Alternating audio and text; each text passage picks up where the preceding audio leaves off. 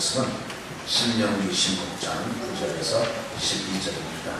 우리가 참 목소리로 같이 읽겠습니다. 이 금주의 강단에 보면 오늘 본문의 말씀을 다 실어봤습니다. 그 말씀을 읽으시면 되겠습니다. 시작. 7주를 세시니 곡식에 낫을 내는 첫날부터 7주를 세워 내 하나님 여호와 앞에 7주를 지키되 내 하나님 여호와 앞에서 내게 복을 주시므로 내 힘을 헤아려 예물을 드리고 너와 내 자녀와 노비와 내 성중에 있는 레위인과 및 너희 중에 있는 객과 고아와 과부와 함께 내 하나님 여호와 앞에서 자기 이름을 주시려고 택하신 곳에서 내 하나님 여호와 앞에서 즐거워하시니라. 너는 애굽에서 종되었던 것을 기억하고 이 주례를 지켜 행하였습니다. 신명기 16장 9절에서 12절 말씀. 우리 아멘 세 번 합시다. 아멘, 아멘, 아멘. 그래서 오늘 말씀의 제목은 맥주 감사 주일을 이렇게 준비하십시오입니다. 다음 주일은 우리 교회가 전통적으로 지키는 전반기 베풀어 주시면 감사하면서 지키는 맥주 감사 주일입니다. 이 맥주 감사 주일을 우리가 왜 지켜야 되는가, 그리고 어떻게 준비해서 지켜야 되는가에 대해서 오늘 말씀을 나누고자 합니다. 우리 같이 이 금주의 강단을 보면서 읽어가면서 나누겠습니다.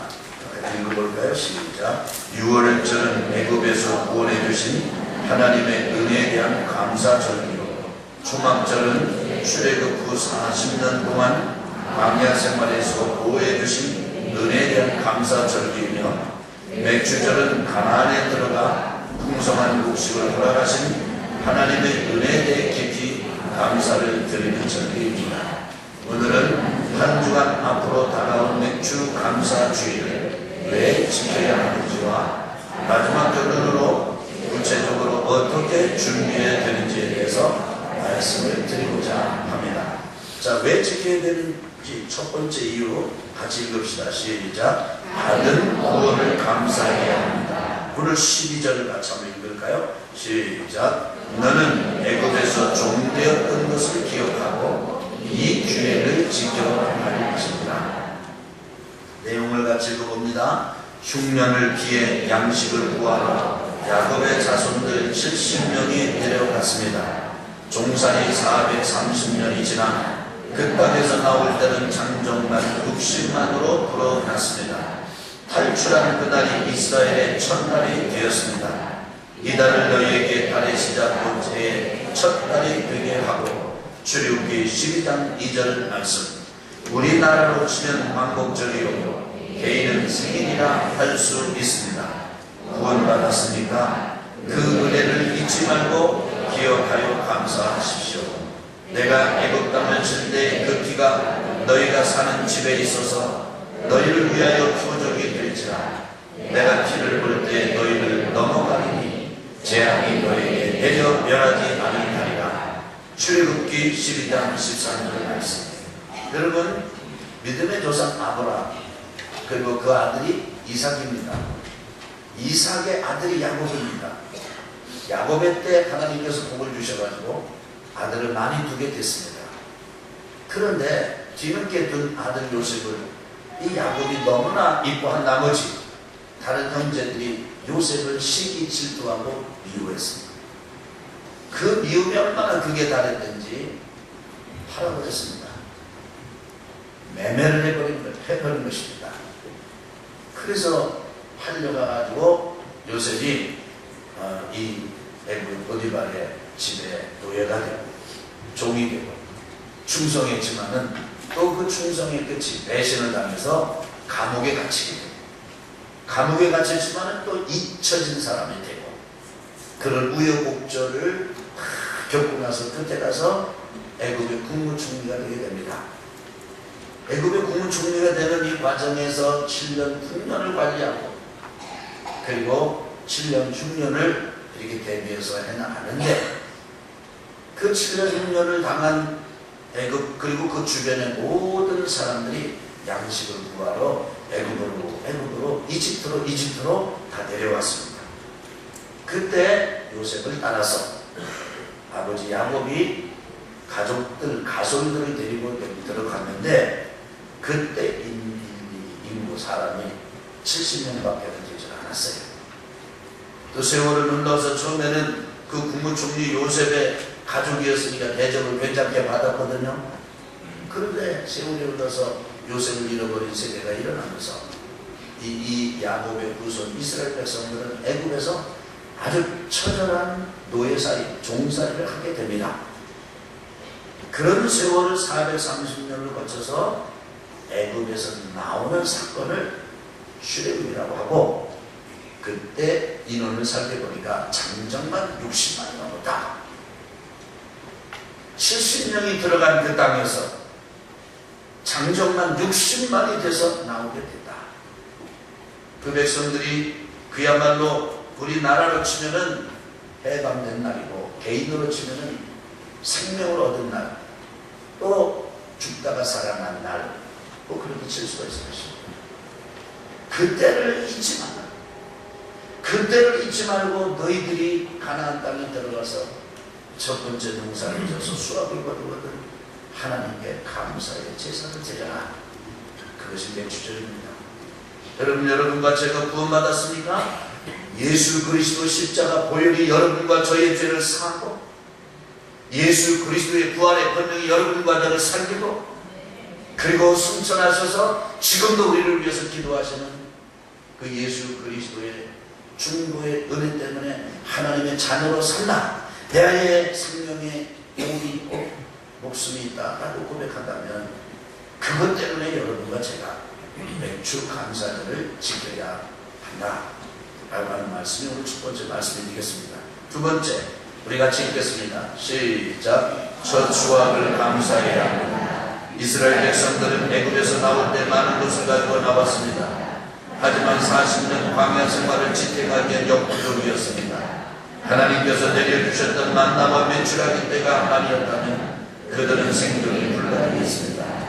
가나안 땅에 들어가서 땅으로 공급해 주신 첫 소산을 드렸을 때 만나가 그쳤습니다.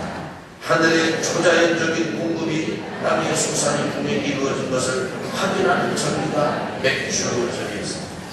나는 엿새 동안이라고 일곱째 날에는 쉴지니 밭갈 때나 거둘 때에도 쉴지며 77절 곧 맥주의 초심절을 지키고 세말에는 수양절을 지키라. 출애굽기 34장 21절에서 22절 말씀. 내 재물과 내 소산물의 처음 익은 열매로 여호와를 공경하라. 그리하면 내 천국가 가득히 차고 내 포도주 들에 새 포도주가 넘치리라. 잠언 3장 9절에서 10절 말씀. 아멘. 여러분, 머슴살이 하던 이스라엘 백성들이 가나안 땅에 들어가서 농사를 져가지고 첫 수확을 올릴 때, 그리고 그것으로 양식을 삼을 때 하늘의 양식 만나가 다 그쳤습니다. 하늘의 양식 만나가 끝이고, 그 다음에 땅에서 나오는 이 곡식의 열매로 생명을 부지하고 유지할 수 있게 되었던 거죠. 여러분, 이것 그야말로 생각해보고 깊이 묵상해보면 대단한 감동이 이스라엘 백성들에게 있었을 것입니다. 여러분, 그것을 잊지 마라. 첫 번째 열매를 거둘 때 잊지 마라. 수확을 거둘 때 잊지 마라. 그것이 여호와 하나님의 은택임을 잊지 마라. 그렇게 해서 지키라고 하는 것이 이 맥주 감사주일입니다. 자, 세 번째 보겠습니다. 우리 세 번째 같이 읽겠습니다. 시작. 받은 성령을 감사해야 합니다. 오순절 성령이 강림하시고 예루살렘 교회가 시작된 그날이 맥주절입니다. 신약 백성들은 당연하게 이날 성령 강림을 소중히 여겨 감사하며 더욱 큰 성령을 사모해야 합니다. 오순절날이 이 이름에 그들이 다 같이 한 곳에 모였더니 호련히 하늘로부터 급하고 강한 바람 같은 소리가 있어 그들이 앉은 온 집에 가득하니 마치 불의 혀처럼 갈라진 것들이 그들에게 보여 각 사람 위에 입 하나씩 임하여 있더니 그들이 다 성령의 충만함을 받고 성령이 말하게 하심을 따라 다른 언어들로 말하기를 시작합니다. 사도행전 2장 1절 4절 말씀. 우리 아멘 세 번 합시다. 아멘, 아멘, 아멘. 어떤 분은 이렇게 얘기를 합니다. 왜 우리가 구약의 절기를 지켜야 되느냐? 구약의 이 절기는 모세를 통해서 이스라엘 백성들에게 준 거 아니냐? 신약교회 백성들인 우리가 이스라엘 백성들에게 내린 절기를 우리가 지킬 이유가 뭐냐? 그렇게 질문하는 분들이 꽤 있습니다. 되게 그런 분들은 성경을 좀 아는 분들이고, 그리고 심각하게 그런 의미에 대해서 고민을 많이 하는 분들입니다. 그 고민과 그 성경에 대한 이해, 통찰이 중요한 거죠. 그런데 여러분, 아주 간단하게 쉽게 말씀드려서 교회가 오순절날 맥주절 그때 탄생했으니 이거를 어떻게 하면 좋습니까? 교회가 생겨난 그 절기를 잊어서 되겠습니까? 가장 단순하게 생각을 해도 교회가 맥주 감사주의를 소중하게 여겨서 지켜야 된다는 것은 성령이 오순절 임하고 그날 예루살렘 교회가 생겨나고 그로부터 오늘날 이렇게 교회 백성들이 일어난 것을 생각한다면, 그리고 그 오순절이 바로 77절 맥주절이라고 한다는 사실을 기억한다면 교회가 성령 받은 그것 때문에 맥주절을 지켜야 된다는 건 당연한 일입니다. 사랑하는 성도 여러분, 받은 구원으로 인해서 하나님을 감사하고 찬양하면서 맥주 감사절을 지킵시다. 뿐만 아니라 첫 수확을 인해서 감사하며 지키고 받은 성령 충만을 감사하면서 맥주 감사절을 지킵시다. 이것이 지켜야 되는 이유입니다. 자, 그러면 어떻게 지키고 어떻게 준비해야 되겠습니까? 우리 한 번 더 10절과 11절 이 두 구절을 한 번 다 같이 더 읽어보겠습니다. 자, 시작. 내 하나님 여호와 앞에 77절을 지키되 내 하나님 여호와께서 내게 복을 주신 대로 내 힘을 해하여 자원하는 예물을 드리고 너와 내 자녀와 노비와 내 숨중에 있는 레위인과 및 너희 중에 있는 객과 고아와 과부가 함께 내 하나님 여호와께서 자기의 이름을 두시려고 택하신 곳에서 내 하나님 여호와 앞에서 즐거워할지니라. 아멘. 이것을 좀 정리하면은 7가지로 정리할 수가 있습니다. 그래서 그 7가지를 저는 결론으로 삼았습니다. 우리 결론 같이 읽어봅시다. 구체적으로 시작. 구체적으로 이렇게 준비하십시오. 첫째, 첫 소출을 감사하되, 두 번째, 주신 복을 따라, 세 번째, 힘대로, 네 번째, 자원하여, 다섯 번째, 온 가족이, 여섯 번째, 예배를 통해, 일곱 번째, 기쁘게 드리십시오. 계속 읽으실까요? 이스라엘 백성들에게 열렸던 하늘의 문이 온양온천 가족들에게도 열리는 복된 맥주절이 되기를 간절히 축복합니다. 아멘. 그래서 맥주 감사절을 준비하고 지키려고 한다면 첫째는 뭐냐면 첫 수확을 감사해서, 첫 수확은 좋은 수확, 귀중한 수확을 바랍니다. 여러분, 저는 이 점이 여러분과 제 속에 잘 새겨지게 되길 바랍니다. 어느 가정에 아들을 낳았는데 참 잘났어요. 잘생기고 아주 힘있고 잘생기고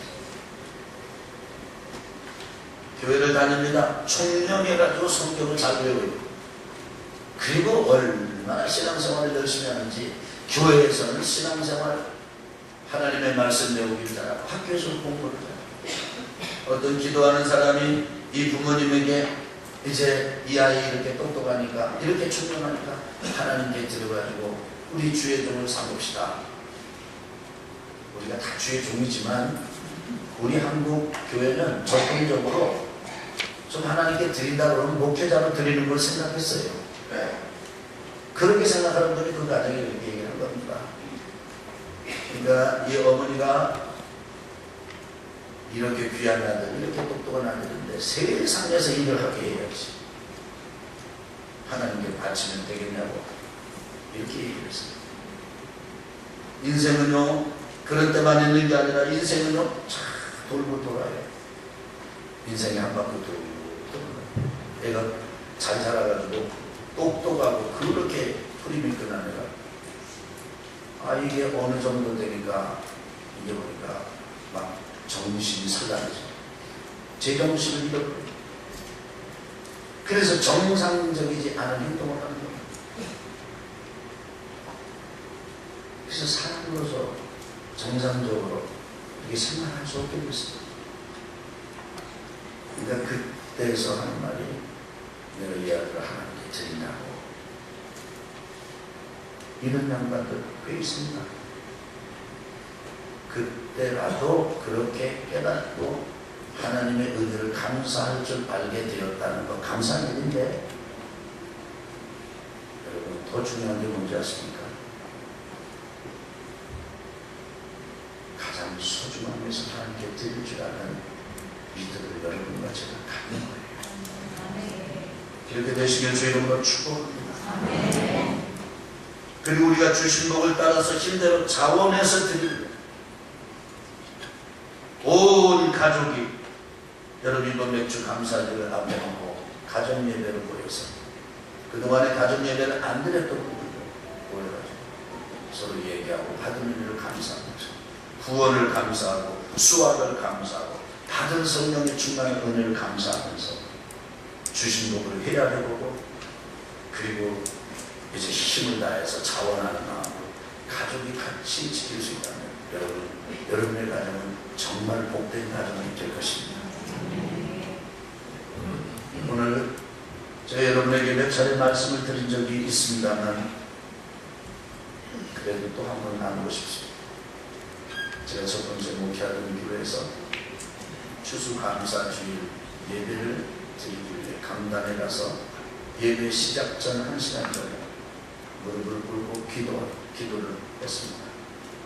그때 제 아내가 외마디 비명소리처럼 한 청년의 이름을 부르면서 얘가 죽었다고 얘기했어요.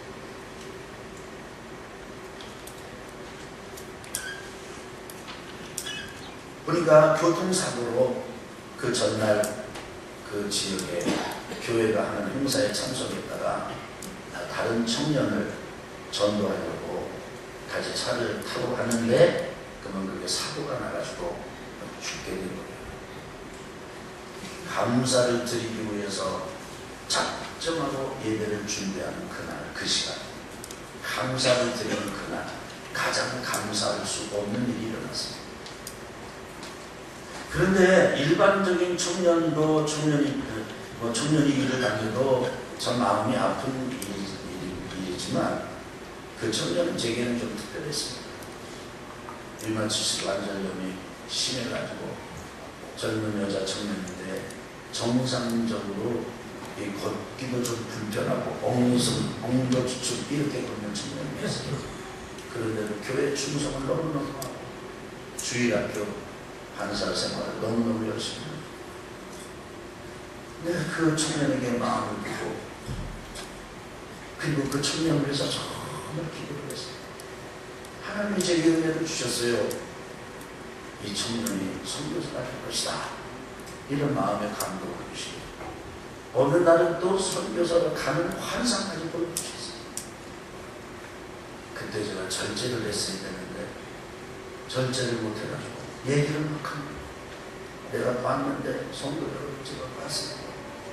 이 여자 청년이 지금 선교사로 갈 것입니다.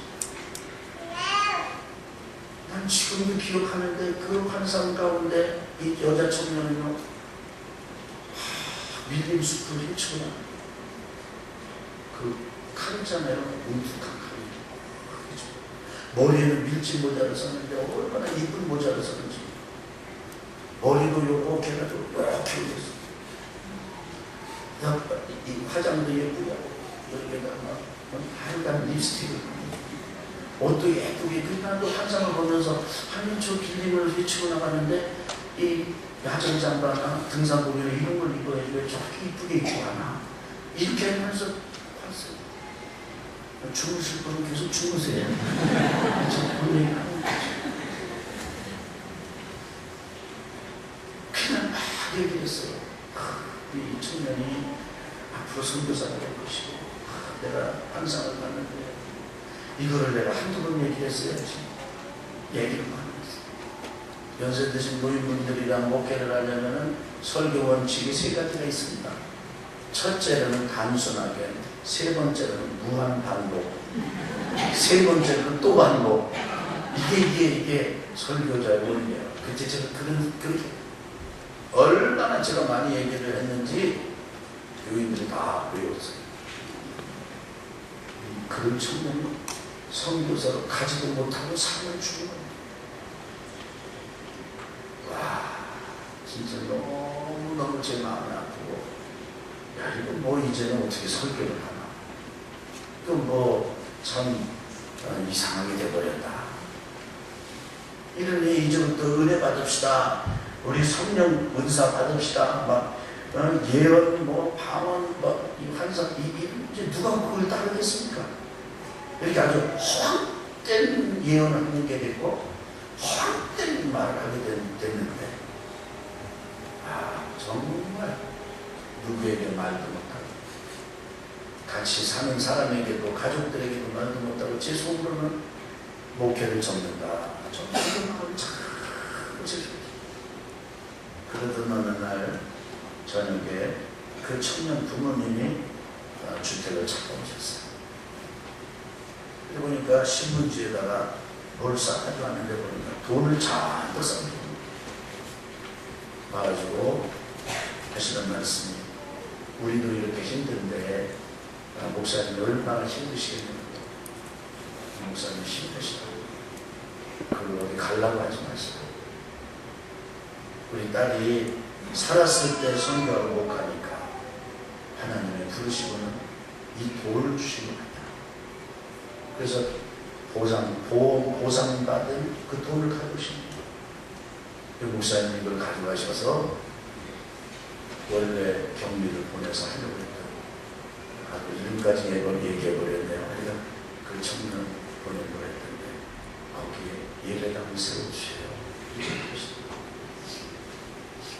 그 내부는 그 교회 장로님이고 권사님이셨어요. 지금 생각해도 어떻게 그렇게 성숙한 그런 강한 믿음을 그분들이 가지고 계셨을까 신기할 정도입니다. 감사드리는 날 가장 감사할 수 없는 일이 일어나고, 그리고 그 일로 인해서 고민하고 넘어질 수도 있었겠지만 그분들은 오히려 그것으로 충성하는 기회를 삼으셨던 것이죠. 그래서 제가 그거 가지고 필리핀에 가서 첫 번째 예배당 세웠습니다. 그리고 이어서 5개 예배당 세웠습니다.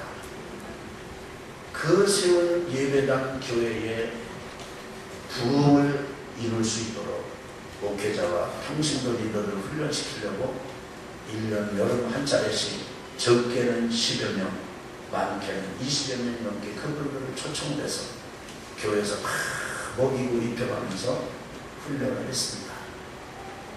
그렇게 보내드리고 그 다음에는 우리가 1년에 한 차례씩 걸려서 또 단기 선교 사역을 하고 그랬어요. 그게 제가 필리핀 선교 사역을 하게 된 시발점이고 그 위에 이루어진 일들입니다. 사랑하는 성도 여러분, 우리가 지금 국제기도 컨퍼런스를 해서 베트남계 그 미국인 9분, 독일에 가신 양반 2분, 또 베트남에서 오는 사람들, 하나님이 올해 우리 교회에 베트남계 사람들을 섬기도록 길을 열어주셨어요. 이건 제가 요청한 게 아닙니다. 우리가 프로그램을 짠 게 아닙니다. 하나님이 그분들의 마음을 움직이시고 우리에게 이 일을 맡겨주시는 것입니다. 그런데 그 일의 시작이 저는 그 감사 주일부터 시작되었다고 저는 믿습니다. 가장 감사를 열심히 드리자고 하는 그날, 가장 감사할 수 없는 사건이 일어났고 그것 때문에 바싹 깨져버릴 수 있는 이런 사역의 비전과 꿈이 오히려 그것을 통해서 싹이 나고 시작이 된 것을 경험했기 때문에 저는 이렇게 여러분에게 고백하고 간증하고 국제 기도 컨퍼런스를 섬기자고까지 말씀을 드리고 있습니다. 오늘 예배에 오신 여러분 중에는 정말 그렇게 하고 싶지 않았고, 나는 정말 그렇게 살고 싶지 않았고, 나는 그걸 의도하지 않았고, 나는 정말 그걸 원치 않았는데 바로 그 일이 일어나서 인생의 벽이 되고 인생의 아주 절벽 같은 그런 막막한 경험을 가지고 계시는 분들이 계실 거예요. 너무 아프고 너무 슬프고 너무 고통스러운 감사할 수 없는 일들이 여러분 속에 가득 있는 분들이 없지 않아 계실 것입니다. 그런데 한번 생각해 보세요. 저는 여러분에게 꼭 말씀을 드리고 싶은 게 있습니다. 지금이 끝이 아닙니다. 인생은 짧지만 의외로 인생은 깁니다. 좋은 날 하나님이 주실 것입니다. 그런데 그 좋은 날을 준비시키고 여러분과 저를 겸손하게 그릇을 만드는 작업이 지금 여러분과 제가 경험하는 아픔일 수가 있습니다.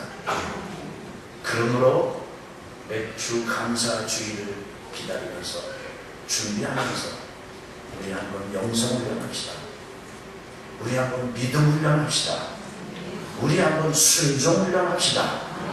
우리 한번 하나님 앞에 내 자신을 내려놓는 훈련을 합시다. 그러면서 첫 소주를 감사하되 주신 것을 따라 힘대로 자원하여 온 가족이 예배를 드리면서 우리 기뻐하며 기뻐할 수 없는 일이 있음에도 불구하고 기뻐하면서 우리 하나님 앞에 맥주 감사절을 지켜봅시다. 하나님께서 여러분과 제게 새 힘을 내려주시기를 주님의 이름으로 축원합니다. 저희 여러분을 축복합니다. 하나님께서 이 한 주간 기름을 부어주시기를 축복합니다.